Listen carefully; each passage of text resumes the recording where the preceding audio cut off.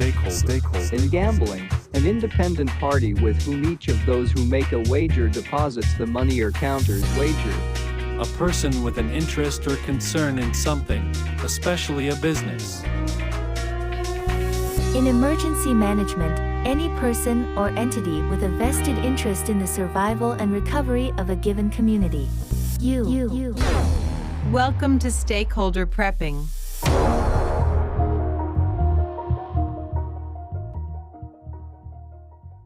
Welcome back to Stakeholder Prepping, where you are the stakeholder in your own survival. We're your hosts. I'm Chris. And I'm AC. And today, AC, we're going to be going into one of winter's biggest threats, which is surviving a blizzard. So we've got a lot to go over in this episode. This is more of a scenario one. We don't want to, bog down with so many details that it just gets boring, but we are going to want to get into a lot of it. And we're doing this because winter is coming up. So this is, again, one of those timeless, actionable intelligence that we promised we would bring you. As winter is coming up, this is the time to prepare for a blizzard. Yeah, right, AC? And it's funny because you talked about doing blizzards. I'm like, well, I don't really get blizzards where I live, but I like the idea of maybe throwing a scenario in here every once in a while. And, we can do the earthquakes, or we can do the forest fires, which are probably one that is kind of near and dear to me. That's something that I should probably prepare for better. And I think we can throw a couple of these random scenario things in there. And so if the blizzard scenario isn't for you, I would say stick with us. There's probably still going to be actionable intel in here, even if you don't think that you are going to be stricken with a blizzard. And I would also say, if you don't think you are going to have a blizzard issue, you've never seen Day After Tomorrow. So, you never know what's going to happen. I mean, I remember in that movie, right? There was blizzards in Florida and Arizona and New Mexico. So, you never know what Mother Nature is going to throw at you. And I do remember not too long ago, this was in the last couple of years, I saw a news story where the United States had snow on the same day in 49 states. I think every state except Florida one day last year got snow, even Hawaii. So yeah, it can happen. And it can happen. It's one of those things that it happens every year in some areas of the country. Certainly if you live north of the Mason-Dixon line, I mean, you're in snow country at that point. And of course it's going to occur. But I guess to me, it's kind of that being unprepared for when snow starts falling and the power goes out is not an excuse for dying. And it's one of those, lack of preparation on your part does not constitute an emergency on my part, I guess. And I would say also, remember snowpocalypse in Texas, right? Where the grid went down and people died in Texas because it was too cold. And I think of Texas as being a pretty warm place in general, but people didn't have the information. They weren't prepared for it. They didn't have that, that little backup, buddy heater in their garage, and a lot of really bad stuff happened. So yeah, I think this might be for everybody. Yes. So it's coming. It's just a matter of preparing for it. And AC, something else is coming. The release of Homestead by Angel Studios. I went and grabbed my tickets today. So yeah, absolutely. The release of Homestead is coming. So for those that did not listen to the very, very end of every episode, Chris, why don't you just give them a really quick debrief on that? Absolutely. So we went out and we got 200 tickets. We got 100 pairs of tickets to the release of Homestead, which is based on the Black Autumn series by Kirkham and Ross. It's being produced by Angel Studios, and the release date is December 20th. So we want to share what we have. We still have some tickets left, so be sure to share the podcast and then send a screenshot of you sharing it to stakeholderprepping@gmail.com. We will send you a code for 2 free tickets to Homestead on release weekend. You can pick your theater. You can pick your showtime, and the tickets are yours. So it's entirely up to you when and how you use them. But you have to send us some sort of proof that you are sharing the podcast and spreading the intelligence around, Yeah. send that in and we will get you your ticket code. Yeah, I mean, there's a lot of different ways to do marketing. We could just spend money on Facebook ads or something, but this was pretty cool. I mean, just trying to get people to help us spread the word and get other people to listen. Because yeah, this doesn't work without community involvement. And we would really like to help everybody and spread actionable intelligence to you and all your friends. So I think that's a really cool way to help get the word out there is share the podcast, try to get other people involved, try to get people to listen, and we will reward you with 2 tickets to a pretty cool looking prepper movie. I don't know the book series. I didn't know the movie honestly until Chris had said, did you hear Homestead was coming out? I didn't know what that was, but watching the previews, it does look pretty rad. So I'm looking forward to it. It looks pretty cool. There's not a lot of, really cool prepper movies out there, and seeing a new one like that come out, it just looks fun. So yeah, please help us spread the word. We'll give you some tickets, and I think that was it for housekeeping items. Other than, I think we do really have our audio dialed. It took a long time. I would like to apologize for last week simply because we had a guest on. We had Andrew. He was awesome, but doing a 3-way on the software we use with someone being remote like that, there was a little bit of echoing and reverb. Hopefully it wasn't too offensive to listen to. I learned a lot. I thought it was really cool. And I do want to continue to have guests on. I think Chris and I had said maybe every 10 episodes we'll do a guest. And we do have some really cool guests lined up. I'm really happy that Andrew was our first one. But apologies if the audio was a little stupid simply because we were doing it remote with without professional equipment on the guest's end. There's a learning curve to everything, so we are learning fast. Yep. So speaking of learning, let's talk about learning about blizzards, huh? Yeah, I'm definitely down for it. So blizzard is rolling in. I'm going to set up a little bit of a scenario for you here, AC. You get the notice on, let's say, your weather app on your phone. Expected snowstorm, totals accumulation, we'll say nearing 10 inches. We'll say expected winds 65 miles an hour, whiteout conditions for that amount of snow in your area. And what do you do from there? I mean, it's coming, but how do you all of a sudden prepare yourself for what could be a 2-week power outage if things go the way they could? Somebody skids off the road and into a transformer, or the backup generators run out of fuel, or any number of secondary and tertiary effects from this snowstorm. How do you kind of prepare for that? And I think step 1 is really to just stay informed and commit to it. So having a weather forecast, having your weather apps, whether it's Ventusky or AccuWeather or the Weather Channel app, or what's that crazy one that gives you like Weather Underground, is that one? Weather Underground is a really good one. There's one that gives you like crazy sayings like it's hotter than the sweat dripping off the devil's balls or something like that. I don't. One thing is also though the NOAA radio thing. Like I have a little GMRS radio that does NOAA. I've got a couple ham radios that also do the NOAA channel, but they're very inexpensive. There's a couple I've seen on Amazon now where it's just the one-way little radio, like it's an AM, FM, and a NOAA radio. And honestly, when the cell phone quits working, when the cell towers go down, having that little NOAA weather radio, and they're very inexpensive. I want to say I bought one on Amazon for like less than $20, and it was a little AM FM with an extendable antenna, and it had the NOAA frequencies. It might have even had a couple of shortwave frequencies. Obviously, it's just a one-way radio. You're not talking to anybody, but getting the information. And then I have that in one of those little Faraday bags. And so, anything that could go wrong, you have an EMP or something like that, or a CME, I'll have this little AM FM with the NOAA weather radio, and having one of those, they're very inexpensive. And like you said, the first things first is to be informed.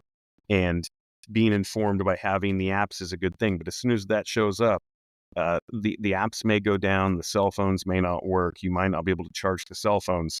The little NOAA weather radio is invaluable at that point. And like I said, they're cheap money and they always get reception. I don't know what kind of repeater NOAA is using. I'm guessing wherever that thing is, it causes cancer, because there is nowhere on planet Earth you can't get a stupid NOAA signal. Well, But and we've got one, I think we've got a slightly more deluxe, like $35 model that has the USB ports that you can plug stuff into, and it can charge off of that. And it's got the rechargeable battery and the digital readout. And is the it the little, flashlight. is it the little crank? It's got the little hand crank. Yeah, it's got the hand Yeah. crank. It's rechargeable I via have one of USB those. as well. I forget who makes it, but it's the little gray one that's got the 21 GMRS FRS frequencies. It's a two-way, and then it's got AM, FM, and NOAA on it. And it was, I want to say it was like, it's the $30 or $40 version, and it's got the rechargeables, it's got double A's, and you can hand crank it.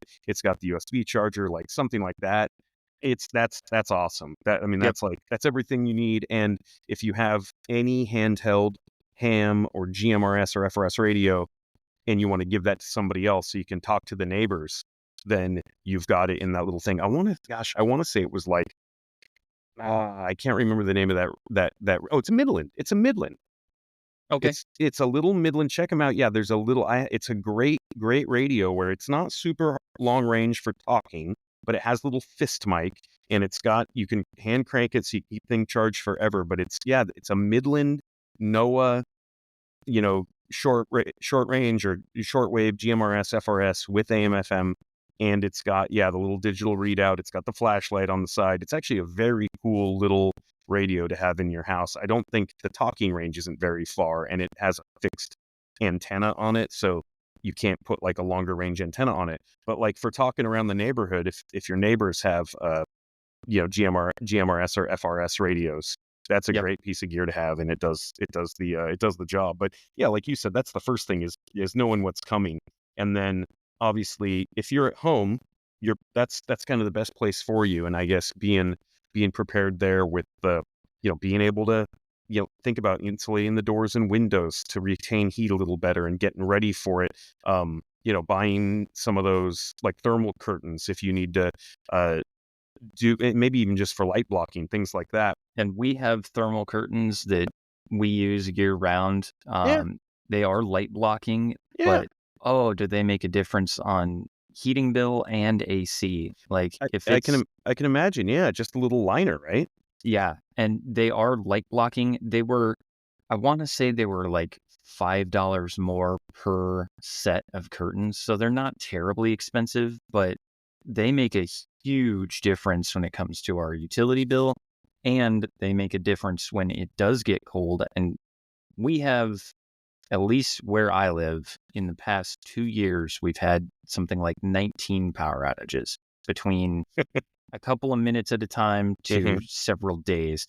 And the way that those things hold in heat and prevent us losing all of that from just going out into the ether is amazing. We're lucky enough to have a wood burning fireplace inside, and when we close those, we don't have to worry about anything really affecting our heat if it's cold out, because it just bounces it around the house, and we get a lot of heat and a lot more efficiency off of our wood that way. Yeah, and I try to heat mostly with wood. I've got a propane furnace and a heat pump and all those kinds of things that obviously require electricity. I do try to heat with wood mostly, and anybody that has a wood stove is in a lot better shape right now, right? Because those people say, okay, we lose power, we lose light, whatever. We can keep the wood stove going as long as we have enough fuel. So that if you've got a wood stove, you've got enough wood in a dry place, then you're just in an exponentially better place than someone who doesn't have the wood stove. If you have the wood stove, the only thing I would say is those little the little fans. Do you have those, Chris? Have you seen those? They're like a little it's a little fan that sits on top of the wood stove, and it generates its own power. It's like a little thermal. I think it's like a little thermal capacitor, right?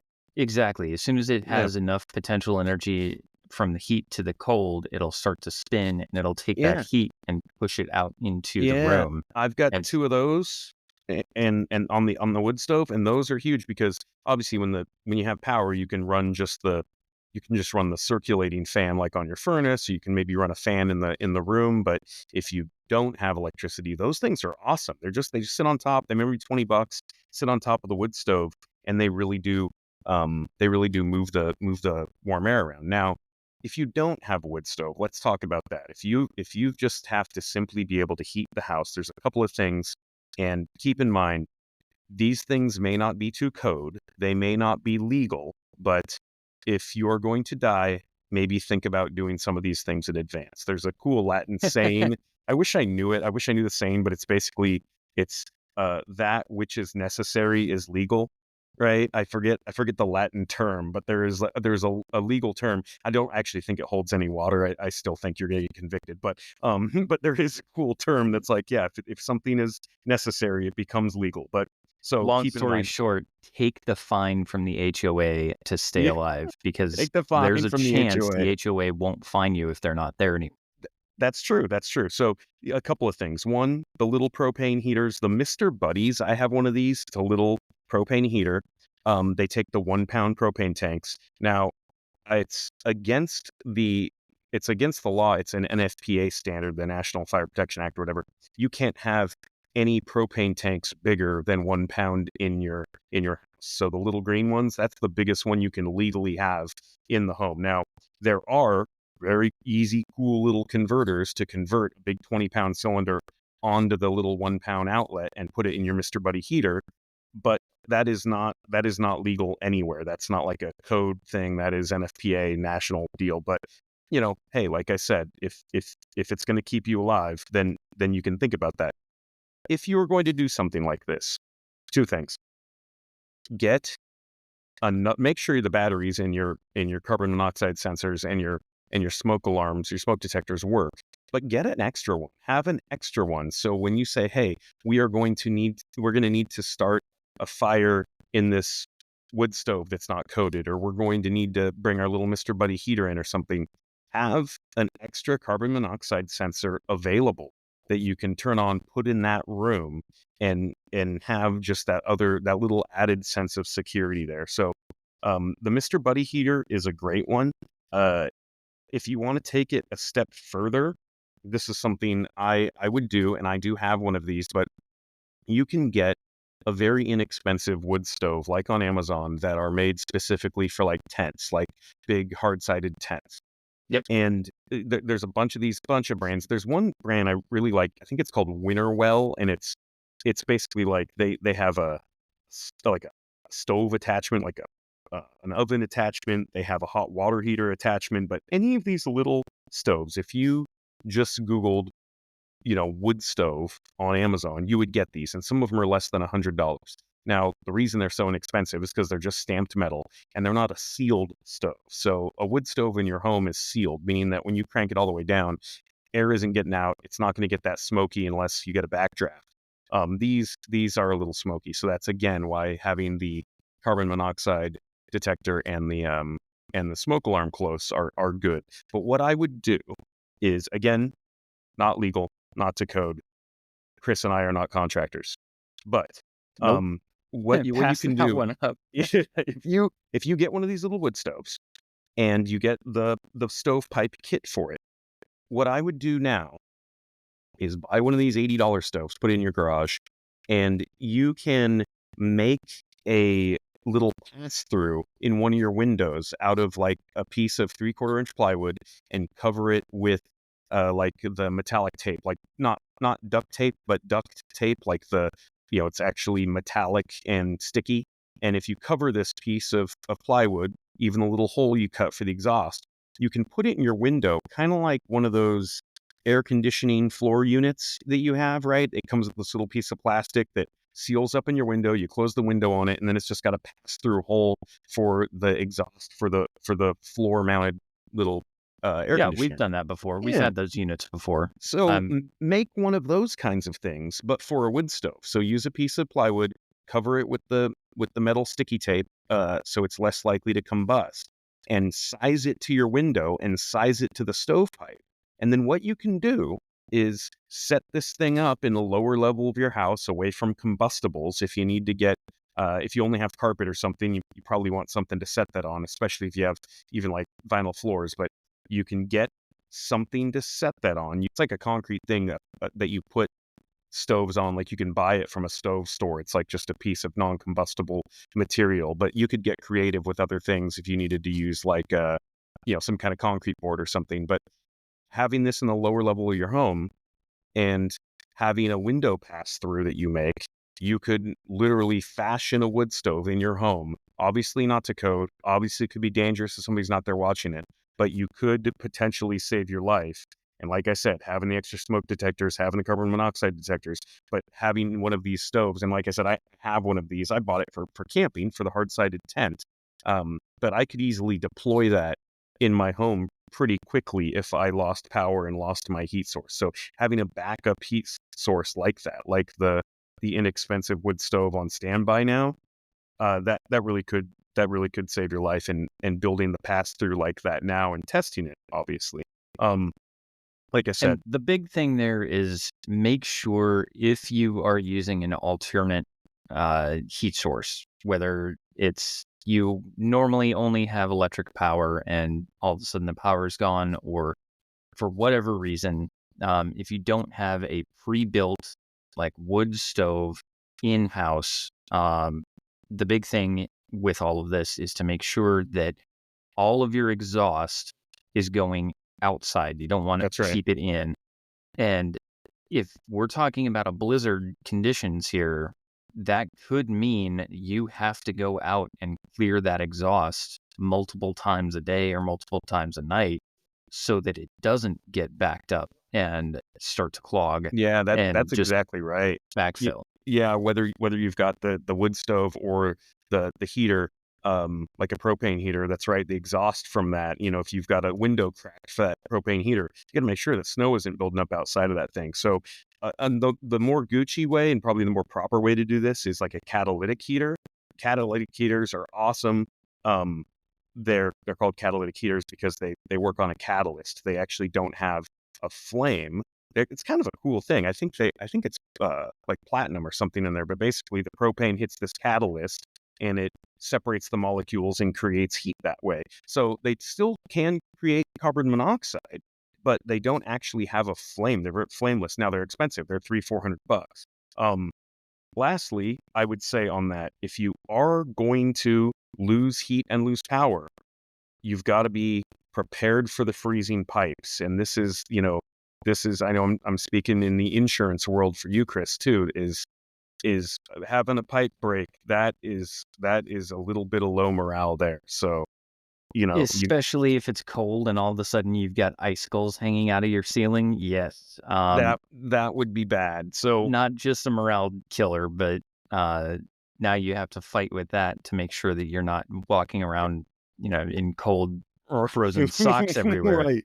So Uh, that's knowing where the shutoff is for your water to come into the home and having the tools to do it. So I know where my water shutoff is, but it's like a weird little big long metal tool with a T handle on the end that turns it off. If I didn't have that tool, I wouldn't be able to turn the water off coming into my home. So knowing where the water comes into your home from the street or your well and having the means to turn that off, if it's going to get below freezing in your home and those pipes could freeze, being able to turn that off, open the faucets so that what's water's in there will drain out. That is going to save you so much time and money and effort and maybe your life in the long run versus a frozen pipe that's going to burst and spray, 33-degree water all over your home. So just And have hope that on hot it's standby. hope it's not the septic pipe that breaks, because then you've got other Well, problems. I couldn't But even imagine. Those aren't pressurized, at least, right? That's that's true. the big one. So It's those very aren't true. pressurized. But that's so the home prep thing, because like I said, I don't really get blizzards, but it does snow a couple of times. I had a couple of pretty big snow events every year, and that's kind of how I'm prepared in the home. Is I have a way to heat it, I have a backup way to heat it, I have a backup way to heat it, and I know how to turn the water off coming into my home if I'm worried about the pipes actually freezing if my backup doesn't work. And that's brilliant because not a lot of people have that. And yeah, you can kind of protect your pipes year round from freezing. So once you do it, you don't have to worry about it again. You can go to Lowe's or Home Depot and get the pipe insulation and really kind of build that around your pipes. Um, the trouble with that is if you do get a frozen pipe and it breaks, the water may be dripping out someplace where the break is not. So you Right. kind of have to watch for that. And you brought up the catalytic heaters. I've seen those and they get pretty hot. So one thing that you could do in this kind of emergency situation, and this is, again, we're all in the preparing for it to come. So Right. this is, you still have time to get stuff done. Whether you're going to be using a catalytic heater or a de facto wood stove or whatever, a Mr. Buddy, I highly recommend if you're going to do that, have something underneath it to protect your floors, because if they get too Absolutely. hot and then catch fire, whether it's laminate or carpet or whatever, you're going to have a problem.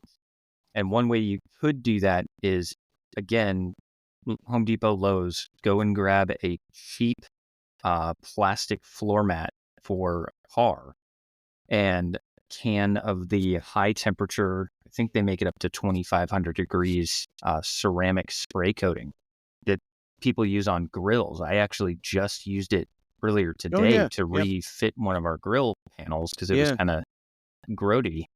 But yeah, you respray that on there and you've got 2,000 degrees that it has to melt through before it can try to melt your carpet. At that point, if you've got liquid magma coming out of your wood stove, you probably added too much. Just Yeah, throwing that out. and probably even, I guess, like I said, with the making the pass through in your window using something like a 3/4 inch plywood, if you had that covered in some kind of um fire break, like I worst case scenario, maybe it's aluminum foil, but having some kind of fire break, yeah, protecting the floors. And like you said, if that thing gets hot enough, whether it's the wood stove or the catalytic heater, you're not putting it out. Like if it gets Yeah. hot enough, then it's probably it can combust. So keeping the things around that, having the safe standoff distance, and keeping things around that from reaching that 450 degrees is I mean, that's super important, because the last thing you want in a blizzard is also a house fire. That just sounds terrible. And so, yeah, definitely keep children and pets away from it if you do have to go that route. Again, these are kind of the backups. But while you're still in that time frame where you have the ability to maybe make a last minute shopping run, do things like that, this is the time to stock up on your essentials. So food, water, medications, at least 3 days worth. Mhm. I would recommend, if you can, get out to 2 weeks worth. Uh, in most cases, I think the worst blizzard I ever went through was growing up and we didn't have school for 2 weeks because it was October of 93 or 97. Can't remember which year, but it just happened to be that we got a really heavy, wet snow. None of the trees had lost their leaves yet, and it weighed down on those branches, and they just snapped like toothpicks under the weight, and they took out all of the power lines and stuff like that. And we didn't have school because the school didn't have power. But for 2 straight weeks, we did not have power in the house. Um, so we were doing some of these things, and I remember cooking was kind of a pain in the ass because, yes, we had a gas stove, but it was kind of blocked off, so you couldn't use it. So we ended up having a lot of kind of camping meals, if you will. Sure. But having a way to cook food, whether it's a gas stove, which unfortunately is not the majority of our listeners, especially in the US, gas stoves are just kind of going the Yeah. way of the dodo. But having a gas stove or a camping stove, something like a BioLite that you can vent out. If you do have to use your charcoal grill, use it outside. Don't try to use it inside.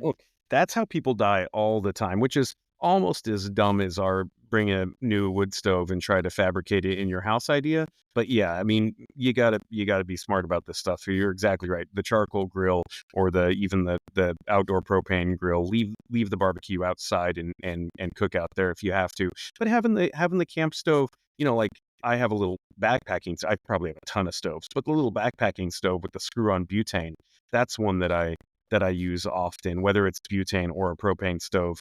Both both awesome options. I don't really think there's a difference with the amount of oxygen that they consume or anything like that. I'm pretty sure with the only difference is that um, propane will boil at a lower temperature. And obviously, the boiling of the liquid is what creates the gas. So propane is better in a colder climate. If you have a butane that you leave outside, those little cans can stop producing gas at a fairly high temperature, like around zero, where the propane will continue to create gas down to whatever it is, -20 or -40, something like that. Yeah, exactly. And that's that's a really good point because it's one of those things. If you end up eating cold meals during this time, your body is going to spend more energy to warm that food up to a digestible temperature, and you're not getting the same calorie count out of it because you're kind of eating on borrowed calories so that you can retain some of it. And a lot of the time, like we saw in Texas during the snowpocalypse, a lot of people ended up near starvation because they didn't have a way to cook meals. It wasn't that they didn't want to eat, it's that they couldn't get out and they didn't want to have a cold meal, or nothing that they had on hand could be eaten raw or cold. So if you've got 50 pounds of chicken wings in your freezer that are going to stay good, but you don't have a way to cook them, you're either risking serious food poisoning, salmonella, botulism, E. coli, all sorts of stuff, or you're going to starve. And Yeah, that's and that's a good point with like the rice and beans and stuff too, right? Because with boiling rice and beans gets them way more palatable than trying to soak rice and beans in cold water. It's going to happen a lot quicker if you can cook it. precisely. And last, while you're out, pick up some salt, some of the road salt. The 50-pound bucket or the 25-pound jugs, the stuff that you use to sprinkle all over your driveway to keep heavy snow from building up and damming. And the reason to do that is if you happen to be in an area that's not prepared for that type of snow load, especially the building style, because if the building is taking on excess snow load, you could end up with a roof collapse. So have a way to keep the ice and the snow from damming in your gutters and things like that. Gutter cleanliness, this probably should have been done back in October after all the leaves came off the trees, but it's one of those easy things to forget. But make sure that your gutters can drain properly. You're not going to have that ice damming. And if you are in a 2-story home, like we live in a 2-story home, or maybe you're in an apartment on the top floor, and you don't necessarily have control of the roof or can't access it safely to just go up there with a broom and sweep it. What you can do is take either tissue paper or toilet paper or newspaper and kind of make little salt grenades. You just take a couple of scoops, a cup at a time, dump it in there, roll it up like a Tootsie Roll, and just huck that thing up there. And as it melts, it's going to prevent the ice from damming and collapsing your roof. I've It's done a that with really easy thing. I've done that with socks before too. The old socks, fill them up with salt, tie the end, and yeah, you can throw them up on the roof into a high point in the roof. And as that water melts around the salt, it'll help melt the snow and kind of drain down off the roof. But yeah, you're right. If you're somewhere that isn't prepared for this, snow is very heavy. I forget what the math is. We probably should look that up. But a foot of snow across your 2,000 square foot roof is just a shit ton of weight. And if that roof is not peaked enough to shed the snow, if it's not meant to shed weight like that, yeah, a roof collapse will ruin your day faster than the house fire inside of the blizzard. So yeah, that's something to think about, is having a means to clear that. And salt is a good one. Plus, you can use salt for other stuff. I know they say that the industrial salt isn't salt you would eat, but they only say that because it's not clean, right? That industrial salt, it's still sodium chloride. It's the same stuff. In SHTF, you're going to use that salt eventually, but just know that when you buy that big bag of salt, it comes with a bunch of free gifts like gravel and blasting caps in it or whatever.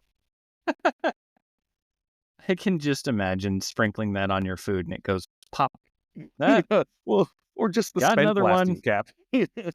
Pieces of gravel and garbage. But honestly, I mean, I stock salt because it is inexpensive. It has uses like that when it gets icy. But I know absolutely that in an SHTF or a Teotowaki event where I don't have a way close to me to harvest salt, I will absolutely clean that salt up, run it through a colander and some water, and I will absolutely eat that salt. I know it says right on the bag you shouldn't do that, but it's still just salt. There's no poison in there. There's just well, there might be poison in there, but I think you can get rid of most of that stuff. It's just garbage. It's not clean. It's not fit for human consumption. I was that weird kid that every time I filled the water softener, I took one of those tablets and popped it in my mouth and just sucked on it.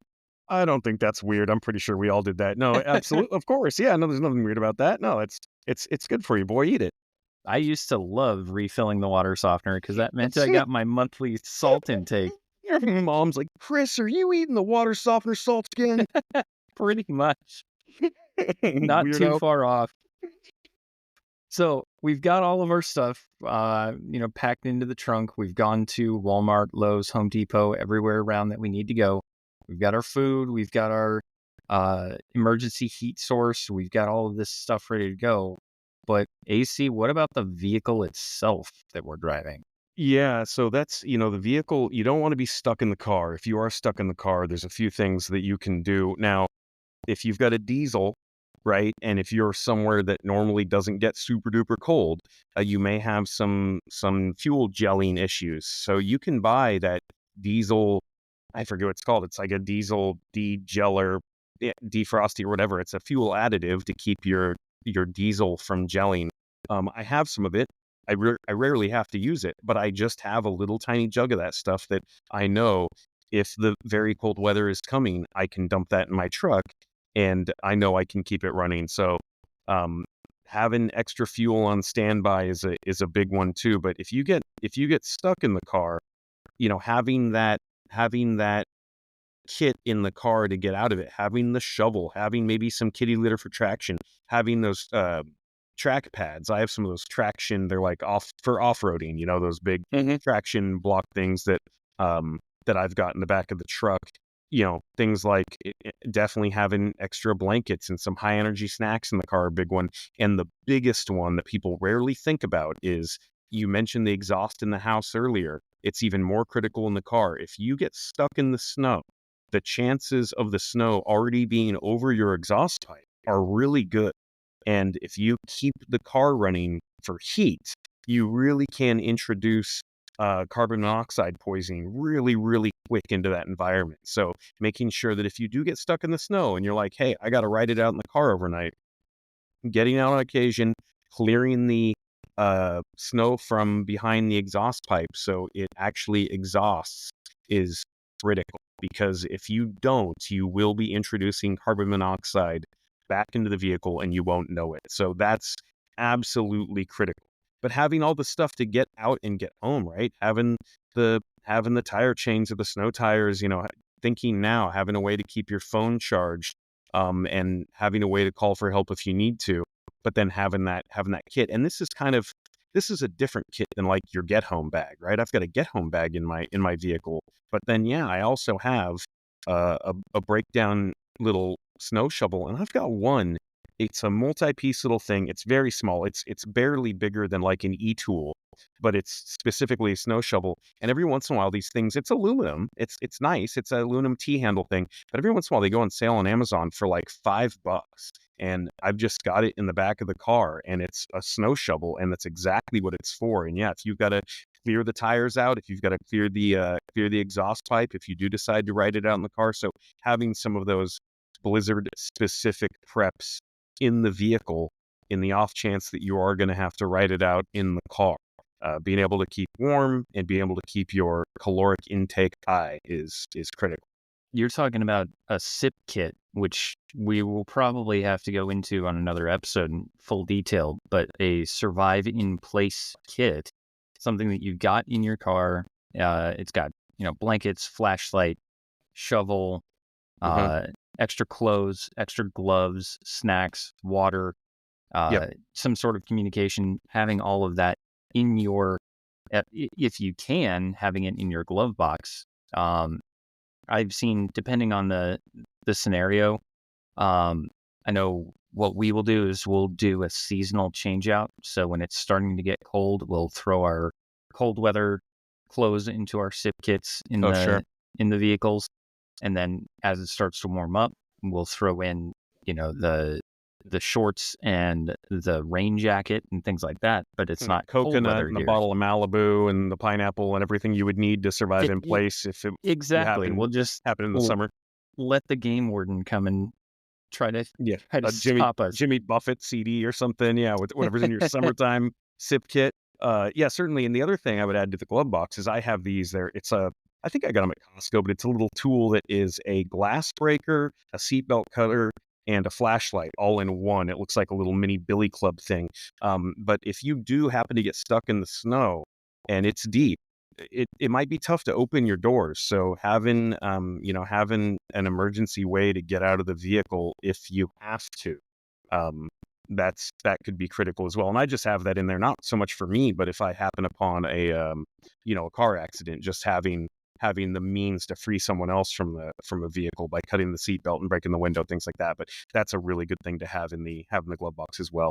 And another thing is, and this is something that I try to abide by year round, but super critical for if you are potentially going to be stuck on the road trying to come home and the blizzard hits early, have your fuel tank at least half full. As soon as it gets to half, that's 0. 2 is 1, 1 is none, 3rd is a backup. So when your fuel tank starts to come down to that halfway point, just in your mind, think that is 0. It takes some getting used to, but believe it or not, you actually end up saving money on fuel because you're using half the fuel, yes, twice as often, but you can kind of monitor and you get used to watching the fluctuations in fuel prices. And you don't rip yourself off as much. Right. You're doing opportunistic buying on fuel because you're like, I don't need to get gas. I can go another 200 miles. So I'll wait till I get to the less expensive gas station to fill up. And yeah, that's exactly right. Is always trying to keep the tank above half is so insanely important, not just for this scenario, but pretty much any scenario I can think of I would throw at you. Having gas in the tank is pretty important. Yes, for sure. So we've got all our stuff. I do want to touch on kind of some of this stuff in the emergency kit. So we've got our basics. And you're talking water, about in the house, right? You're talking not in the car. You're talking your emergency kit in the house. What's in the blizzard closet? Exactly. So we've got water at 1 gallon per person per day, which that's what FEMA recommends for the total amount for drinking, cooking, bathing, and hygiene. You may use more, you may use less, but that's a pretty average person right there. Is 1 gallon per person per day. You've got your non-perishable food that you can cook without your primary cooking source. A first aid kit. This one's a big one because stumbling around in the dark, you are going to bang your toe on something. It is going to bleed, and fingers, toes, and faces, they bleed a lot. Flashlight, extra batteries, a portable charger, the battery jump packs, those can be crucial to keep your phone up and alive and just let somebody know that you're out there. And you're just waiting for the power to come back on so you can log back in to work or whatever. Let your boss know that you're not going to be in on Monday. But as part of the first aid kit, something to add in is antibiotics. I have had bacterial pneumonia, and it can kill if it's not treated. I ended up spending I I want to say I spent a day in the hospital and another 3 days recovering after IV antibiotics because it got that bad, just didn't go in. Oh my gosh. Um, but how those antibiotics can help is if you do get sick, if you do start to get a cough and not just a cold, so use your discretion there. But if something is actually wrong, the contingency medical antibiotics that you've got on hand as part of your basic prep kit, that could be a lifesaver. And don't forget, contingency medical, if you go to their site and use our code stakeholder10, you do get $10 off your entire order. That is a repeatable thing. So Yep. 1 order at a time, 2 orders at a time, regardless of how you use it, you do get $10 off of every order, and we don't take anything from it because we'd rather have that savings go on to you. Yep, absolutely. No, that's important to mention that was something that we just wanted to get out there, do for you. I'm spending my own money on my contingency medical kit, and I'm getting $10 off. That's it. Yeah.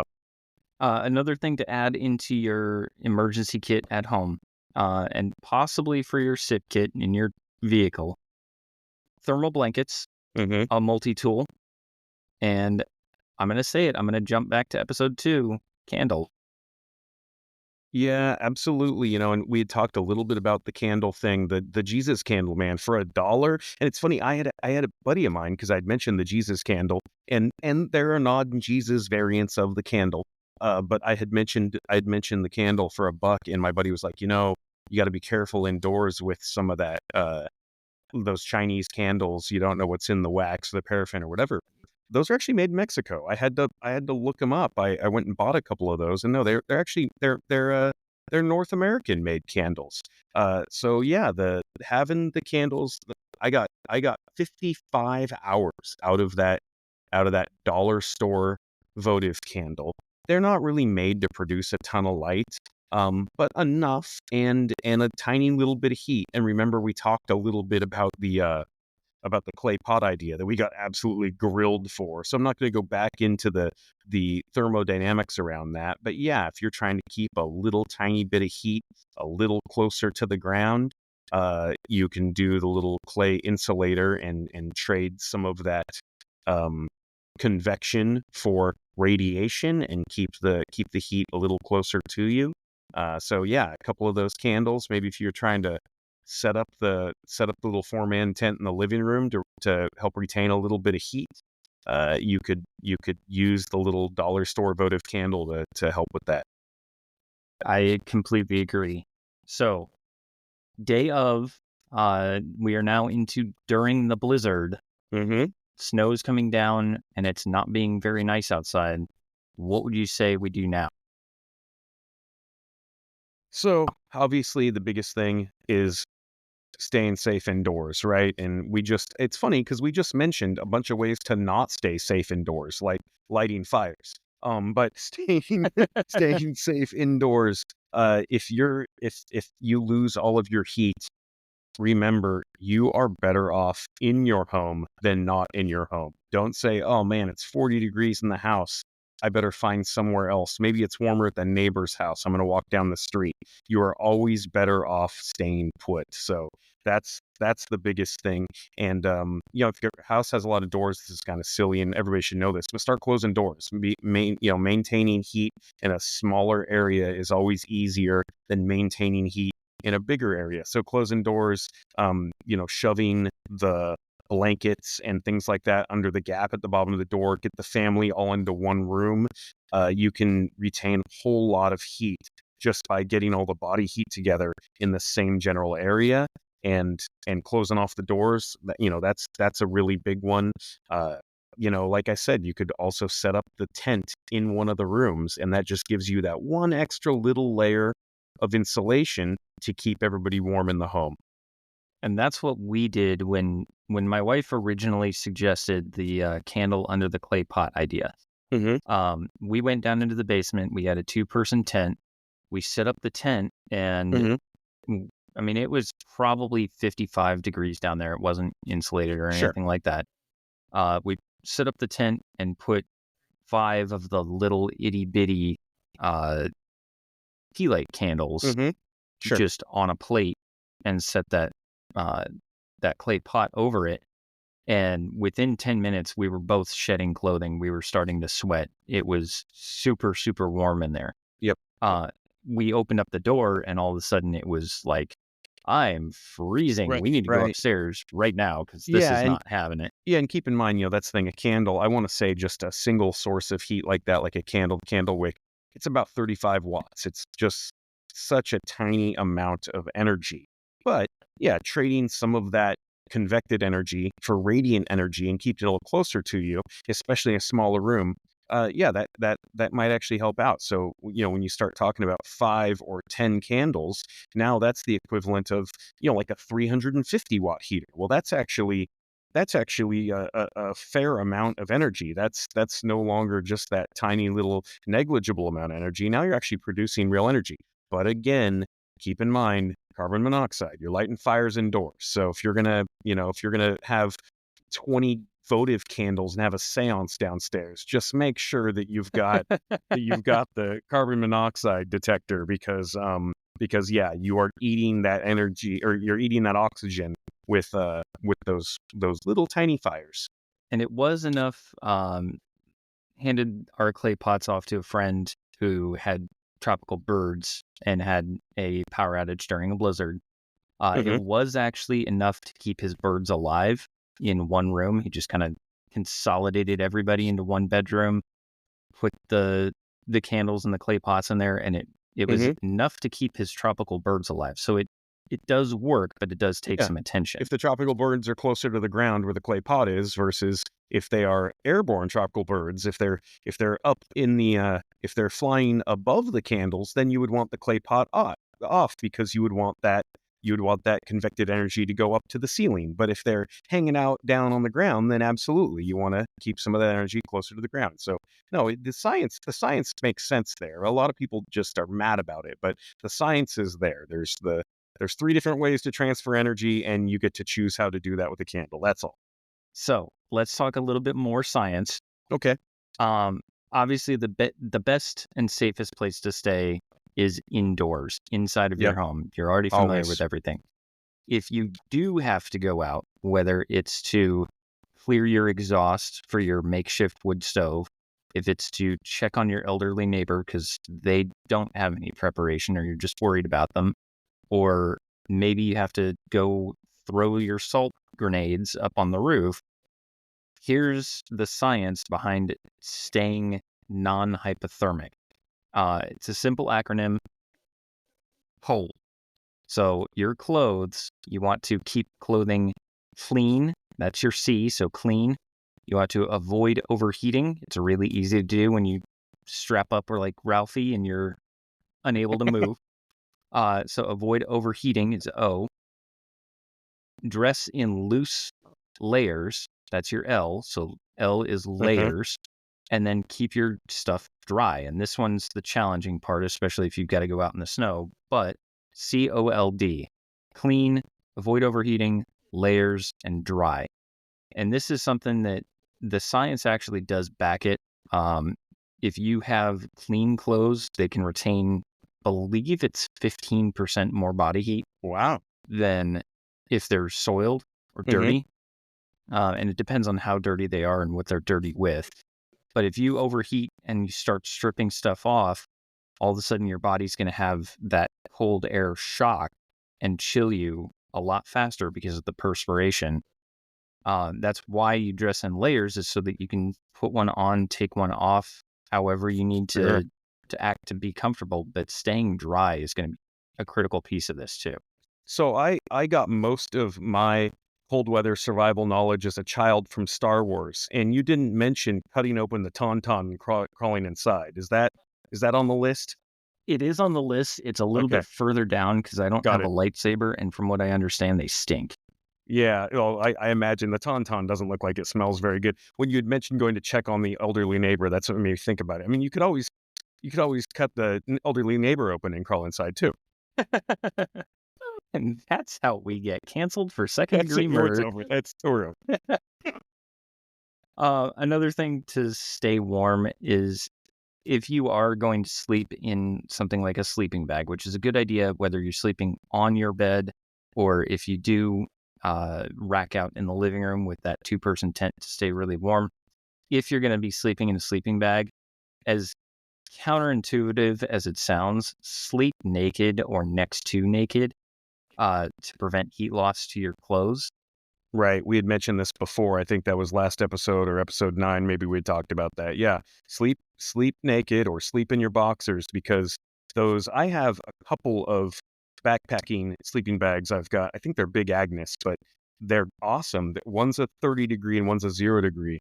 And they are the highest end sleeping bags I could find. They're super comfortable, but they don't breathe very well. So yeah, if you're going to stay in a sleeping bag and you got all your clothes on, you start to sweat, then when you get out of that sleeping bag and you're in wet clothes, that's no bueno. Yes. And this is even tougher if you do get stuck in your car, because um, depending on how fast the snow is coming down, your headlights, your taillights may be completely lost in low visibility. Sure.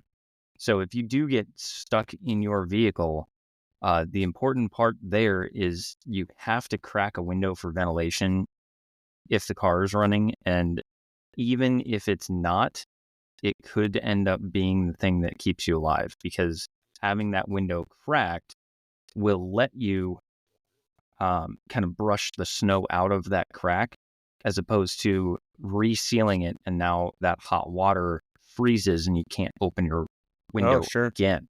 Yeah. But you do have to be sure that, you've got plenty of exhaust fumes going out the back, away from the car. Try to run the car sparingly so that you can conserve fuel, because you don't know how long you're going to be out there. Good rule of thumb is if you start the vehicle and let it run for 30 minutes, you just bought yourself an extra hour and a half. So 30 minutes on, hour and a half off, 30 minutes on, hour and a half Sure. off. You can break that down into 15 minutes, which is probably a better idea. 15 minutes on, 45 minutes off, but just kind of keep that fuel in the back of your mind and watch your tank very carefully. But every time you go to start the vehicle, make sure that exhaust is clear, or you're just committing suicide at that point.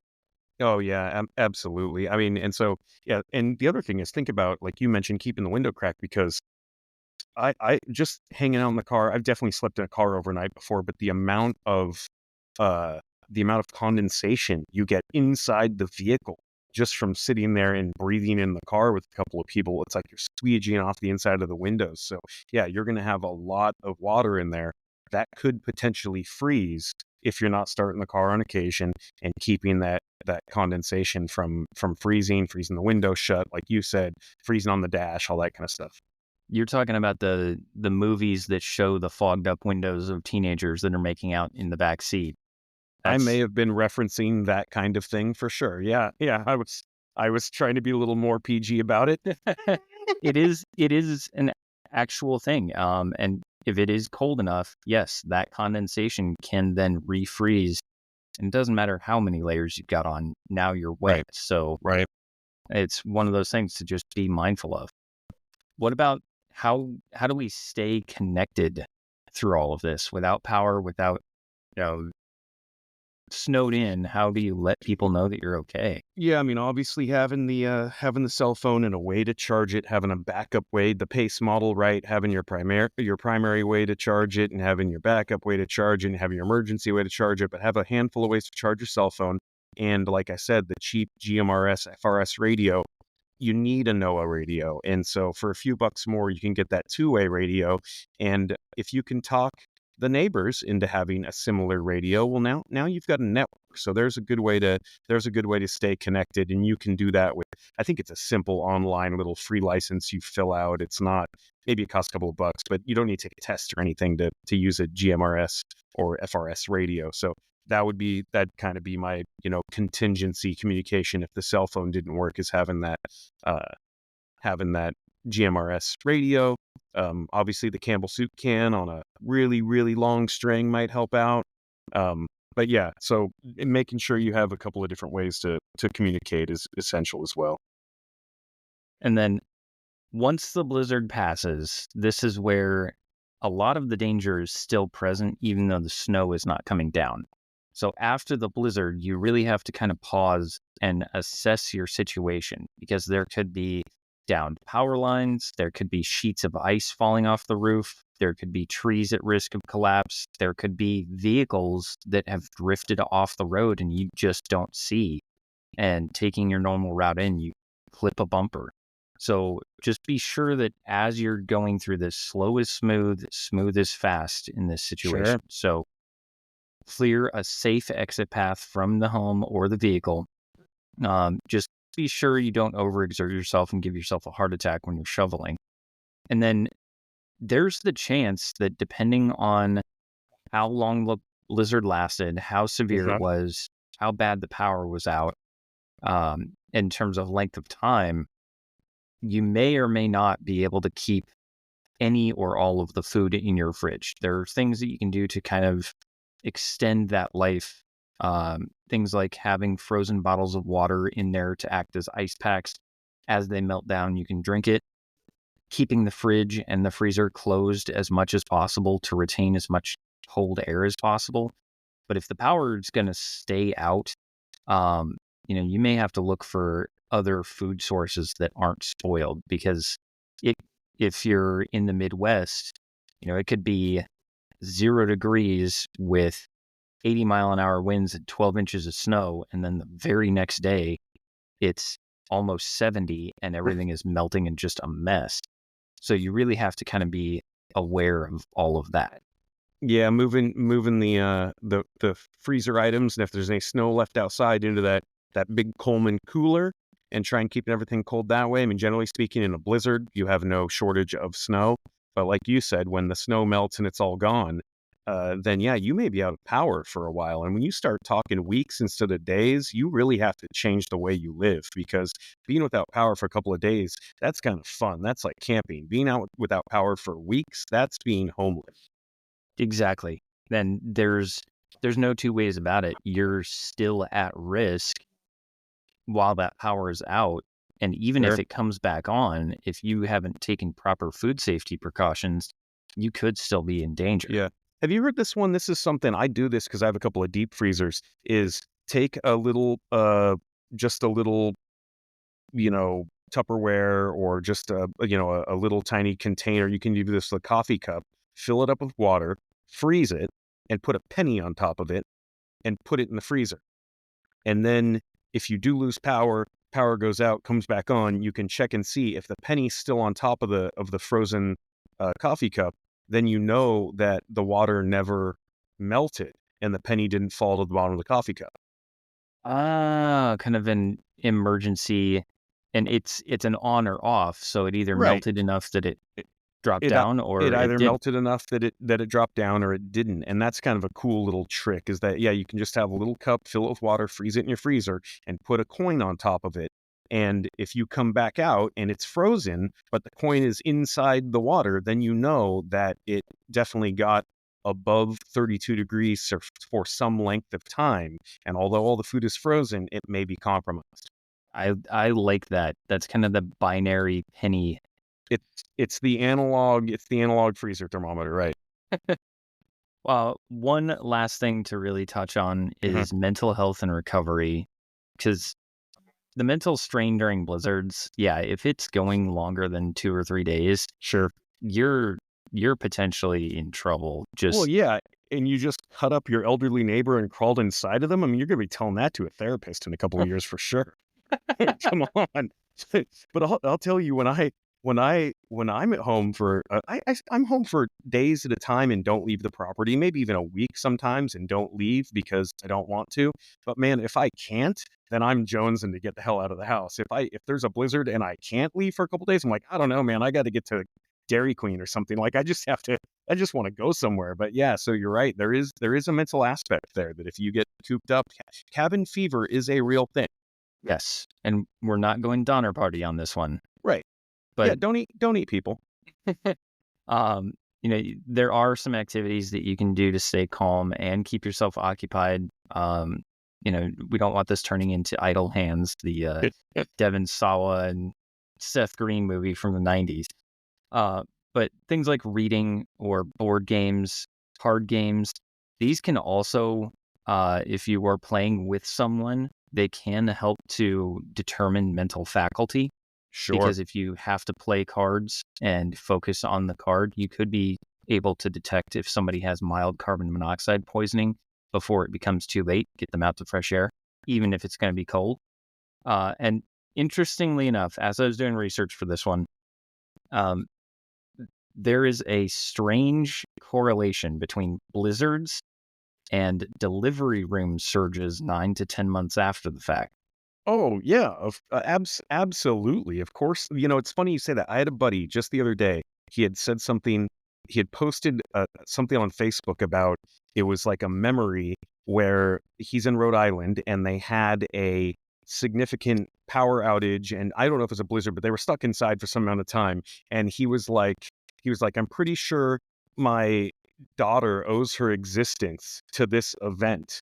And I had replied to him, with a picture of me and a buddy putting solar panels on top of my garage. And I said, here's an actual picture of me installing birth control on the garage. Yes. But Yes. yeah, So, you're exactly right. and it's not just like staffing agencies will go through this for hospital rotations. They will look at previous weather events to determine if it's going to be a heavy labor weekend or not, which is kind of funny to me. But It's the unless blizzard sex index. there we go, we've got a new We index. we got a new index. We're totally doing it.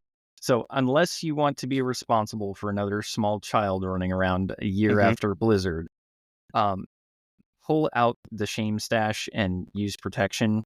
Use a condom. Use something to stop yourself from being in a position that you weren't prepared for, don't want to be.